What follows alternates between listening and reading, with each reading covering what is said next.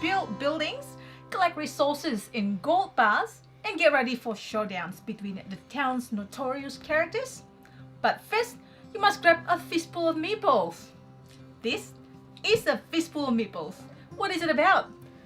In this video, we are going to show you what to expect from a Fistful of Meeples, and if you watch until the end, we hope that you can decide whether or not this game is for you. Coming up.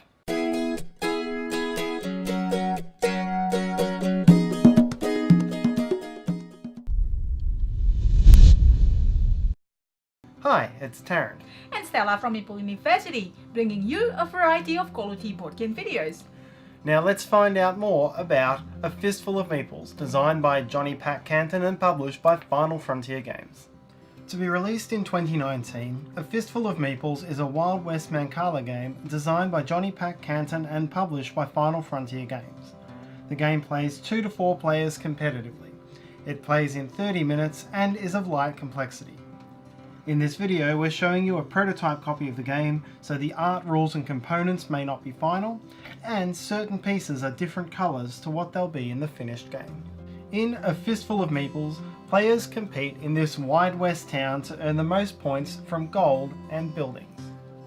The game plays with a mancala mechanism, and on each turn, players pick up all of the meeples at one location and then drop them off clockwise or anti-clockwise around the board. Then, all meeple actions are resolved at their new locations before play passes to the next player. Each different type of meeple provides a different way for players to gain resources or points.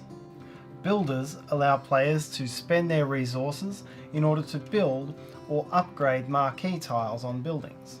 Miners gather resources for marquee owners at any locations which have marquee tiles.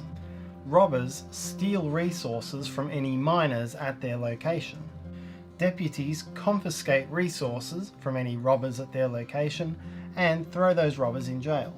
And the madam entices cashed up builders to come and spend their resources in the saloon. Whenever players gain resources, they do so blindly from the mining bag, which contains twice as much gold as stone. Gold is cashed in for gold bars, while stone is needed in greater quantities than gold for building. There are disincentives for hoarding resources in anticipation of optimizing a future turn. Gold is automatically cashed in for gold bars if the player has the required amount, and all players lose half of their stone when a player draws a dynamite cube, and these are progressively put into the bag whenever a player chooses to release robbers from the prison. At each end of the main street are the shootout spaces, and when each end is occupied, the players involved roll a dice to resolve that shootout. There is a hierarchy of meeple types based on proficiency at gunfighting, and whoever has the better shooter gets one reroll, and wins any ties. The winning player gains resources equal to the shooting skill of the losing meeple, and while the losing player suffers no penalty, the meeple itself is sadly killed and goes to the graveyard. The game end is triggered when all 6 gold bars have been taken, or when all 6 graveyard sites are filled, or when all 3 dynamite cubes have gone into the bag and been drawn. Players gain 10 points for each gold bar collected, 5 or 10 points for each building tile placed, and 1 point for each leftover gold piece. And the player with the highest score wins. And that's what to expect from A Fistful of Meeples. We hope that you enjoyed the video and we hope that it helps you. If you'd like to learn the rules to the game in full, we have a how to play video, and you can check that out by clicking on the link in the description below.